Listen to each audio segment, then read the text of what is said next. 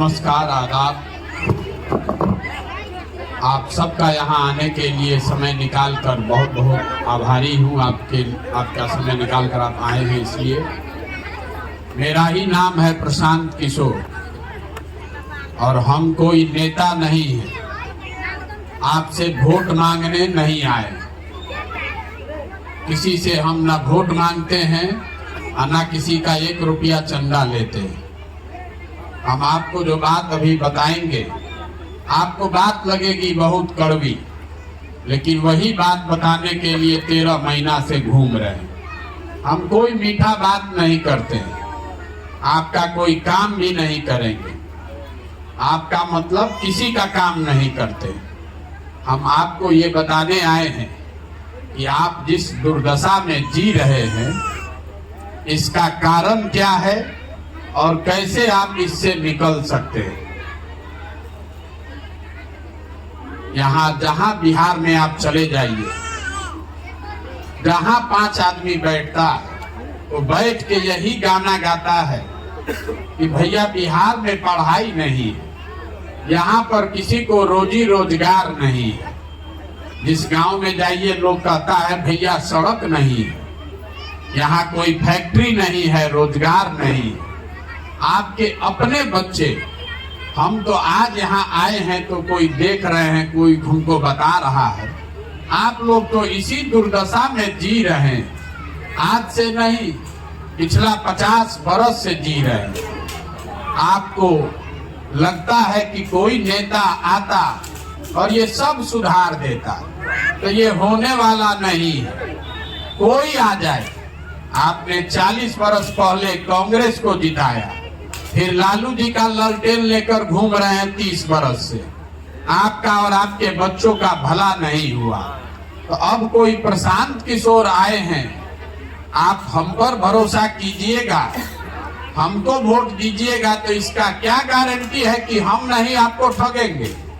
हम भी आपको ठगेंगे। जब आपको अपनी सलाहियत नहीं है, अपना खड़ा होने का ठिकाना नहीं है, किसी के जब आप पीछे ही जीवन भर चलिएगा, तो जब उसका मन होगा तो आपकी पूछ होगी, जब मन नहीं होगा तो आपकी कहानी खत्म। यहाँ के जो मुसलमान समाज के लोग हैं, खास करके आपको ये बताना चाहते हैं, जहाँ गांव में जाइए, ए भैया सड़क नहीं है, तो सड़क का मंत्री कौन है? तेजस्वी यादव। आप कह रहे हैं कि आपके बच्चों के लिए अस्पताल नहीं है, तो स्वास्थ्य मंत्री कौन है? तेजस्वी यादव। आप कहते हैं कि आपके गांव में नाली गली सड़क नहीं है, तो ग्रामीण कार्य मंत्री कौन है? तेजस्वी यादव। आप कह रहे हैं कि आपके बच्चों के लिए पढ़ाई का साधन नहीं है, तो शिक्षा मंत्री कौन है? वो भी आप ही के पार्टी के चंद्रशेखर यादव। तो आप शिकायत किससे कर रहे हैं? आप शिकायत किससे कर रहे हैं? आपको तो उसी आदमी को जाकर फिर वोट देना है। आपका तर्क है कि आप भाजपा को हराने के लिए वोट दे रहे हैं, तो चलिए उसी कसौटी पर आपका निर्णय देख लीजिए। 1990 से आप आंख बंद करके बंधुआ मजदूर बन के लालटेन को वोट देते हैं। तब ना बिहार में ओवैसी आए थे, ना जनसुराज आया था। आप बड़ा चिंता में पड़े हुए हैं कि कहीं जनसुराज को वोट देंगे तो वोटे बट जाएगा। तो पहले इत्मीनान कर लीजिए, हमको आपका वोट नहीं चाहिए। आप वोट बिल्कुल जाकर लालटेन को दीजिए। हम तो दले नहीं बनाए हैं, तो आपसे वोट कैसे लेंगे? लेकिन मुसलमानों का डर देखिए, कोई व्यवस्था शुरू हुई तो अभी आप घबराने लगे, अरे भैया मेरा वोट नहीं बट जाए। आपका वोट तो 90 से नहीं बटा है, तो आपका कौन सा भला हो गया? आप 90 से लालू जी को वोट दे रहे हैं। तो दावे के साथ हर गांव में हम कहते हैं, सच्चर कमेटी का रिपोर्ट पढ़ने का जरूरत नहीं है। जिस मुसलमान के गांव में चले जाइए, हम 4000 बिहार के गांव में पैदल चल के आ रहे हैं। दलितों के बाद सबसे ज्यादा गरीबी फतेहाली बदेहाल मुसलमान भाइयों के गांव में। तो आप 30 बरस से वोट देकर अपने बच्चों के लिए अगर आप नाली गली या सड़क नहीं बनवा पाए, तो आपकी दुर्दशा के लिए मोदी जिम्मेवार है कि आप जिम्मेवार हैं? आपको तो अपने बच्चों की चिंता नहीं है, आप दूसरे का चिंता क्या कीजिएगा। आप कह रहे हैं भैया हमको विकास नहीं चाहिए, हमको तो भाजपा को हराना है। तो चलिए वही देख लीजिए, 1990 में भाजपा का 2 सांसद था, बिहार में 0। आज भाजपा का बिहार में 39 सांसद है, देश में 330 है। अभी भाई साहब बता रहे थे भागीदारी के बाद, तो आपका सबसे ज्यादा वोट है, सबसे कम आपकी भागीदारी है। आज जो सरकार चल रही है, सरकार का, बिहार सरकार का बजट है 2,46,000 करोड़ रुपया हर साल।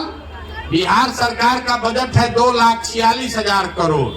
और जितने मुसलमान समाज के मंत्री हैं, एक तो संख्या कम है, और अगर सबका जोड़ दीजिएगा तो उसका बजट है 6,000 करोड़। तो मेरे भाई आपको विकास मिला नहीं, राजनीतिक भागीदारी मिली नहीं, और भाजपा को आप हरा नहीं पा रहे हैं, तो आप वोट काहे के लिए दे रहे हैं? आप ऐसे इमोशनल कौम है। मुसलमान भाई लोग आकर हमको कहता है भैया हम लोग बड़ा जज्बाती कौम है। आपने एक बार जिसका हाथ पकड़ लिया, अब उसी का हाथ पकड़ के चले जा रहे हैं, ना दाएं देख रहे हैं ना बाएं देख रहे हैं। खुद बंधुआ मजदूरी किए, अब अपने बच्चों को भी बंधुआ मजदूर बना रहे हैं, तो आपका भला कैसे होगा? तो जन सुराज दल नहीं है, हम पर बिल्कुल भरोसा मत कीजिए। जन सुराज वो व्यवस्था है। अगर आप समझते हैं कि आपके बच्चों में वो शक्ति है, ताकत है, जज्बा है, तो हमारे पीछे मत चलिए। हमको बताइए कि भैया हमारे समाज का ये आदमी है, इसके पीछे आप ताकत, शक्ति, पैसा, बुद्धि लगाइए और इसको जिता कर लाइए। लेकिन मुसलमानों की ये दशा है, आप मानसिक तौर पर इतना डरे हुए हैं कि आप दूसरे को जिताने का तो बातें छोड़ दीजिए, आप अपना भी नहीं जिता सकते। जहां जाइए मुसलमान से जैसे आप बात कीजिएगा, तो आप राजनीति का बात नहीं करते, आप विकास का बात नहीं करते, सीधा बात करते हैं भैया भाजपा कैसे हारेगा। अरे भाई भाजपा आपके चिल्लाने से थोड़े हारेगा, उसके लिए पसीना बहाना पड़ेगा। भाजपा टोपी पहनकर रैली करके नहीं बना है, उसमें 30-40 बरस संघ के लोगों ने अपना खून पसीना बहाया है, घर घर जाकर वो व्यवस्था बनाई है, जड़ को मजबूत किया है। जो मुस्लिम समाज के लोग हैं वो आप देख रहे हैं, कोई शॉर्टकट आ जाए, कोई एक आदमी आ जाए, पहले कांग्रेस का झोला ढोए, फिर लालू का ढोए, तेजस्वी का ढोए। अब अगर हम पर भरोसा कर लीजिएगा तो हमारा भी झोला ढोने को तैयार है। अपने बच्चों को खड़ा नहीं करना चाहते। जिस जमीन पर आप बैठे हैं, सीतामढ़ी में 22% मुसलमान है, लेकिन आज तक आपका आदमी कोई खड़ा ही नहीं होता है। अगर हम किसी को खड़ा कर दें तो तुरंत मुसलमान कहेगा देखिए कह रहे थे ना भाजपा का एजेंट है, मुसलमान का वोट बांटने के लिए खड़ा किए। और हम अगर मुसलमान को न खड़ा करें तो कहिएगा कि तो बड़ा बड़ा बात कर रहे थे, हिस्सा देने का, भागीदारी देने का, ये भी नहीं हमको खड़ा किए। आपको मानना ही नहीं है मेरे भाई। आप अपनी दुर्दशा के लिए जब तक खुद बैठ के घर में चिंतन नहीं करेंगे, प्रयास नहीं करेंगे, तो कोई समीकरण बना लीजिए, MY, PY, CY, किसी समीकरण से आप जीतने वाले नहीं है। MY समीकरण है कहाँ? YM समीकरण बचा हुआ है। जहाँ Y है वहाँ M मजबूती से खड़ा है, जहाँ M है वहाँ कोई Y नहीं बचा है। और ये गलती कोई Y की नहीं है। अगर आप हमारे साथ किसी भी समाज के वर्ग के साथ समीकरण बनाइएगा जाति आधारित, तो वो टिकने वाला नहीं है। जब वो खड़ा होगा तो आप ईमानदारी से उसको वोट दीजिएगा। जब आप खड़े होंगे तो आधा हिंदू बनकर भाजपा को वोट देगा। जब आपको वो समझ ही नहीं है तो आपका भला होगा कैसे? हम गांव गांव जाकर ये आपको सिखाने का कोशिश कर रहे हैं। मौलाना आजाद पंडित नेहरू के कांग्रेस में नहीं थे, वो उस कांग्रेस में थे जिसमें पंडित नेहरू भी थे। लेकिन आपने अपना दल नहीं बनाना है, आपको अपने बच्चों को किसके पास जाइए, ए भैया भाजपा कैसे हारेगा। अरे मेरे भाई, आप ये हराने के लिए वोट देना बंद कीजिए। अगर हराने के लिए वोट दीजिएगा तो जिसको हरा रहे हैं वो तो आपको परेशान करेगा ही, जिसको जिताने का कोशिश कर रहे हैं वो भी आपका इज्जत नहीं करेगा। आप जीतने के लिए लड़िए, आप जीतिएगा तो अपने आप भाजपा हार जाएगा। लेकिन आपको जीतने का आपको लग रहा है कि भाजपा वाले, संघ वाले आपको मार के भगाना चाहते हैं। बिल्कुल नहीं भगाना चाहते, हम लाइए लिख कर दे देते।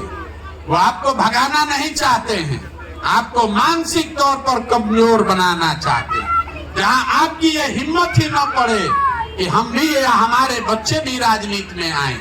आज बिहार में देख लीजिए, आपके विधायक होने चाहिए जनसंख्या के हिसाब से कम 40, आपका 19 विधायक है। आपका 1650 मुखिया होना चाहिए, 1200 से कम मुखिया है। आपका 27,000 से ज्यादा वार्ड सदस्य होने चाहिए, 12,000 से कम वार्ड सदस्य हैं। तो जब आपका जड़ ही खोखला होता जा रहा है, जड़ ही कमजोर हो जाएगा, तो कितना दिन टिके रहिएगा। यही बताने के लिए घूम रहे हैं। अब आप कहिएगा कि आपका वोट चाहिए, नहीं तो आपसे मिलने क्यों आए हैं। आपसे मिलने इसलिए आए हैं कि गांधी की विचारधारा आधारित कोई व्यवस्था ऐसी बन नहीं सकती है जिसमें मुसलमान भाइयों का भागीदारी, हिस्सेदारी ना हो। तो आपको वही हिस्सेदारी के लिए निमंत्रण देने आए। वोट आप बेशक जाकर दीजिए लालटेन को, लेकिन जन सुराज में अपने बच्चों को जोड़िए। मेरी जो सलाहियत है, मेरे पास जो संसाधन है, जो व्यवस्था है, उसका उपयोग कीजिए। अपने बच्चों को राजनीति में आगे बढ़ाइए, डर कर जीना बंद कीजिए। मुसलमान खड़ा होके कहता है भैया हम डरते नहीं हैं, आप बिल्कुल डरे हुए हैं। आपके बच्चे आधा पेट खाकर सो रहे हैं, आपके बच्चों के लिए पढ़ाई नहीं है, उनके पास रोजगार नहीं है, लेकिन आपके मन में डर इतना है कि आप अपने बच्चों के तकलीफ को भूल कर भी सिर्फ एक बात पर वोट करते हैं कि भाजपा को कौन हराएगा। इससे आपका भला नहीं हो सकता है। आप हमारी बात नहीं मानना चाहते हैं तो न मानिए। हमको रास्ता में चलते हुए कभी कभी मुसलमान लोग आके बताता है कि भैया एक लोग कह रहा है समाज में कि भाजपा का बी टीम है। देखिए मुसलमानों की दशा, 10 वर्ष में, पिछले 10 वर्ष में मुसलमानों पर सबसे बड़ा संकट कब आया? जब सीए एनआरसी लागू हुआ। अगर सीए एनआरसी का कानून बन गया होता तो यहाँ पर बैठ के आप भाषण नहीं सुन रहे होते, आधा आदमी ऑफिस का चक्कर लगा रहा होता। तो जरा याद कीजिए, आप ईमान की बात करते हैं। सीए एनआरसी देश में कैसे रुका? आपके हल्ला करने से नहीं रुका। हम आपको तारीख बता देते हैं। सीए एनआरसी आज भी देश में कानून है, लेकिन ये लागू इसलिए नहीं है क्योंकि 2 मई 2021 को भाजपा को बंगाल में जिस दिन शिकस्त दिया गया उस दिन सीए एनआरसी रुका। तो जरा याद कीजिए कि जब बंगाल में लड़ाई लगी तो आपका कौन रहनुमा बंगाल गया था? लालू जी गए थे, मुलायम सिंह गए थे, अखिलेश यादव गए थे कि राहुल गांधी गए थे? कोई नहीं गया था। जब दीदी के अपने लोग छोड़कर भाग गए भाजपा में, तो प्रशांत किशोर एकमात्र आदमी है जो बंगाल में गया था। और 2 बरस जितनी मेहनत हम आज बिहार में कर रहे हैं, इससे ज्यादा खून पसीना बहाया है मैंने बंगाल में। और 6 महीना पहले बताया कि भाजपा को हराएंगे नहीं, 100 के नीचे अगर नहीं रोके तो जीवन में संन्यास ले लेंगे। हमने भाजपा को कितने पर रोका? 77 पर। और आप कह रहे हैं कि हम भाजपा का बी टीम है, तो आपके साथ कौन खड़ा होगा? आपके साथ कोई नहीं खड़ा हो सकता है। आपको आज नीतीश कुमार प्यारा लग रहा है। यही आदमी सीए एनआरसी के पक्ष में वोट किया था। उस दिन आप कहाँ गए थे? जिस दिन आपको छोड़कर भाजपा में चला गया था उस दिन आपका अकल कहाँ गया था? आज आपको लग रहा है कि महागठबंधन बना के जिता देंगे। कैसे जिता दीजिएगा? ये शब्द महागठबंधन हमने लिखा है। इस देश में 2015 में एक ही बार ऐसा प्रयास किया गया जब महागठबंधन बनाकर भाजपा को बिहार में हराया गया। उसके बाद आप जितने लोग पढ़े लिखे समझदार हैं, खोज के हमको दिखा दीजिए कि कहां महागठबंधन बनाकर भाजपा को हराया गया है। आप किस बेवकूफी में पड़े। लेकिन हमारी बात आप मानिएगा नहीं। आपके मन में इतना मोटा काई जमा हुआ है कि आपको सुधरना ही नहीं। आपको इसीलिए कह रहे हैं, फिर से एक बार जाकर पूरा ताकत लगाकर लालटेन को वोट दीजिए, और जब नहीं जीतिएगा तब वापस आइएगा। हम यही हैं, हमको कोई घबराहट नहीं है। आपको चलना हमारे साथ ही है, ये भी आपको लिख देते हैं। मुसलमानों को, मुसलमान के बच्चों को हमारे साथ ही चलना है, क्योंकि सत्य की एक अपनी ताकत है। हमारे मन में कोई खोट है नहीं, तो आज नहीं तो कल आपको चलना हमारे साथ ही है। कहे आपको इतना ही करना है कि हमारे जीतने के बाद चलिएगा हमारे साथ, कि जीतने से पहले कंधा लगाइएगा। आप जो ये सोच रहे हैं, ए भाई प्रशांत किशोर आए हैं, हमारा वोट लेना चाहते हैं, आपका वोट नहीं चाहिए। हमको ऊपर वाले ने इतनी हुनर दी है कि बिना आपके वोट के भी हम बिहार जीत सकते हैं। बिहार में 80% हिंदू रहता है, बिहार में 80% हिंदू रहता है। हम 80 में कैसे 40% वोट लेंगे, उसका गुणा गणित हमको आता है। आप भाजपा को वोट नहीं देते हैं तो भाजपा चुनाव नहीं जीतता है। अरे भाई, वोट की राजनीति से बाहर निकलिए, राजनीति को समझिए, समाज को समझिए, लोकतंत्र में भागीदार बनिए, हिस्सेदार बनिए। अगर वोट के खाली राज में पड़े रहिएगा तो आपका और आपके बच्चों का भला नहीं होगा। यही बात बताने आए हैं। समझ में आए तो बहुत अच्छा, और न समझ में आए तो जैसे चल रहा है वैसे चलने दीजिए। दूसरी एक अंतिम बात और समझ लीजिए। कुछ लोग आके कहता है, भैया इतना बड़ा पदयात्रा कर रहे हैं, इतना पैसा ला रहे हैं, जरूर भाजपा वाला पैसा दे रहा होगा। देखिए मुसलमानों की दशा। आपका दल है आरजेडी, लालटेन। आरजेडी के पास आधा बिहार है। इसी गरीब बिहार से लूट के, चोरी करके, आपके बच्चों का हक मार के वो लोग दल चलाते हैं, राजनीति चलाते हैं। और हमारा जिताया हुआ, हमारा कंधा लगाया हुआ 6 राज्य में मुख्यमंत्री है, तो हमको है गाड़ी या टेंट तंबू का पैसा नहीं मिलेगा। आप इतना हमको कमजोर समझते हैं। लेकिन मुसलमान जो है, हम मजबूती से प्रयास कर रहे हैं, तो कहता है कि क्या करें, इतना मजबूती से प्रयास कर रहे हैं, जरूर भाजपा वाला होगा पीछे। अगर हम मजबूती से प्रयास नहीं करते तो यही मुसलमान कहता कि आदमी तो बहुत होशियार है, मजबूती से लड़िए नहीं रहा है, कैसे मदद करें। आपको मदद किसी भी हालत में नहीं करनी है, क्योंकि आप तो अपने संकट में पड़े हैं। आप हमारा मदद क्या कीजिएगा। अरे हम आपसे इतने हाथ जोड़कर कहने आए हैं कि अपना नहीं तो कम से कम अपने बच्चों का तो चेहरा देखिए। आपके बच्चों की जो दुर्दशा है, ना उनके पास पढ़ाई है, ना हम एक दिन मुसलमान के गांव से निकलते हैं। हमको लोग कहा कि भैया जाइए चंपारण में, देवबंद में मुसलमान बहुत समृद्ध है। देवबंद गए, वहां के हर गांव पंचायत में 5 दिन घूमे, वहां पर भी मुसलमानों की यही फटहाली दिखी, यही बदहाली दिखी।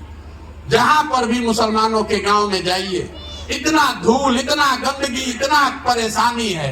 एक दिन चलने पर हमको खांसी हो रहा है। आपके बच्चे उसी गली में, उसी गांव में जी रहे हैं।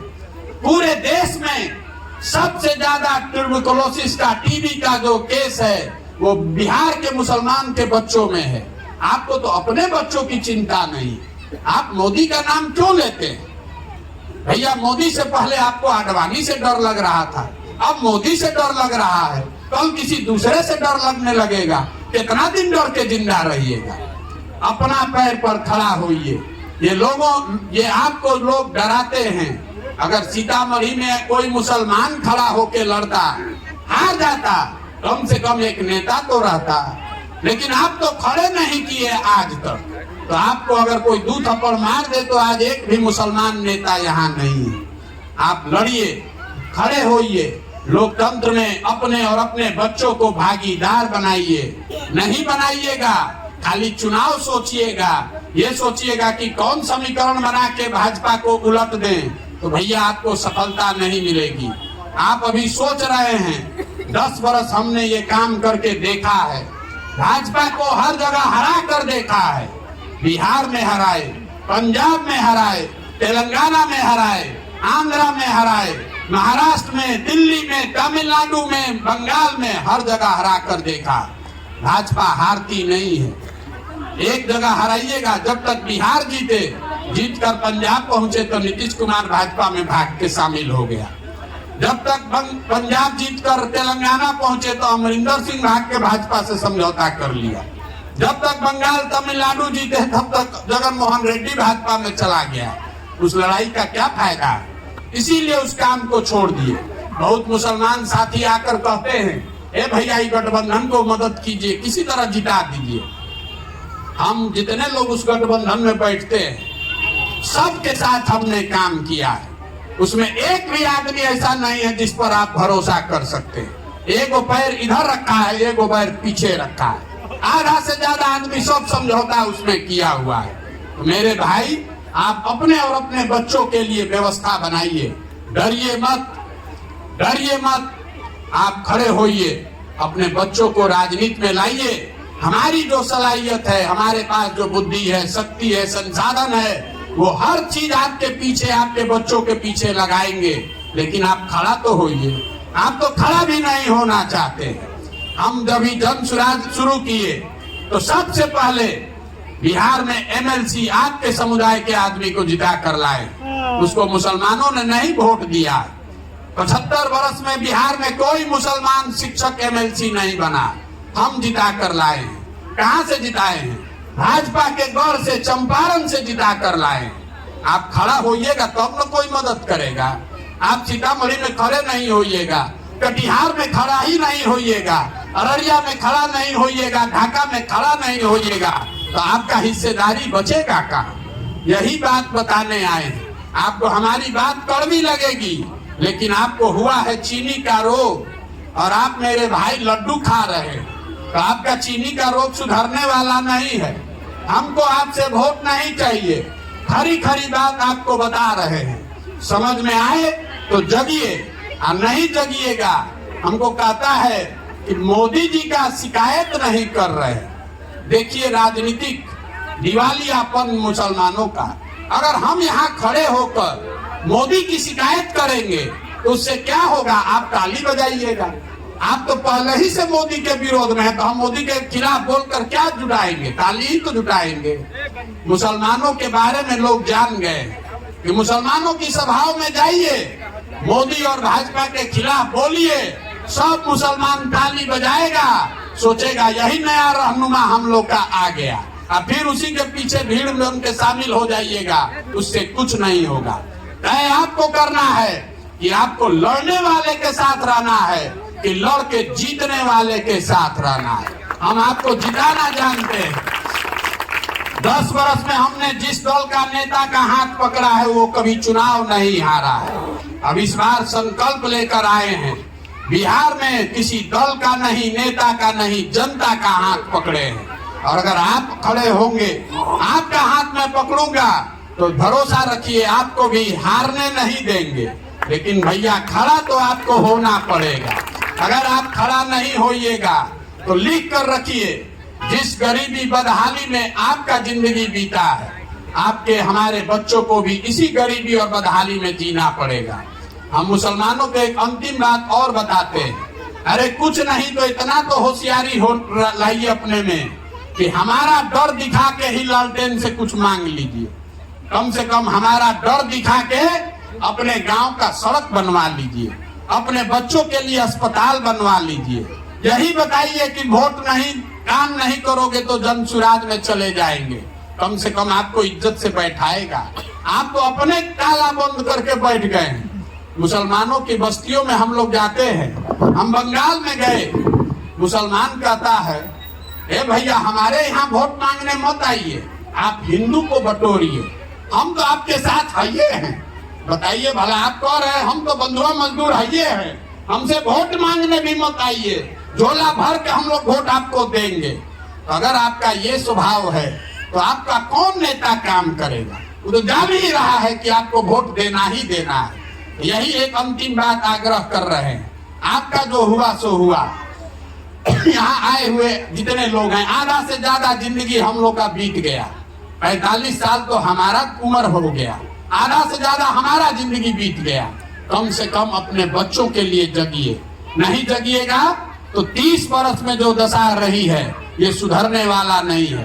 अपने बच्चों को किसी का बंधुआ मजदूर मत बनाइए, उनमें हिम्मत भरिए, उनमें हौसला भरिए, चुनाव लड़ाइए, राजनीति में शामिल कीजिए।